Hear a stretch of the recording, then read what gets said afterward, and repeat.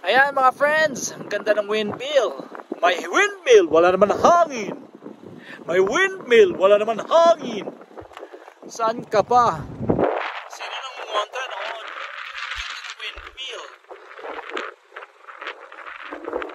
Ayan mga friends, ang ganda ng windmill. May windmill, wala naman hangin. Ang hangin niya oh, ang hangin mo. Ang hangin ng utak mo. Alam mo na kung sino yun. Dapat talaga naging presidente yan, vice president si Bongbong Marcos. Para sa lahat naman yung naisip niya, windmill. Pero kay Ninoy Aquino, may windmill, paano kung walang hangin? May windmill, paano kung walang hangin? May windmill, paano kung walang hangin? Oh my God. Sige na nga, siya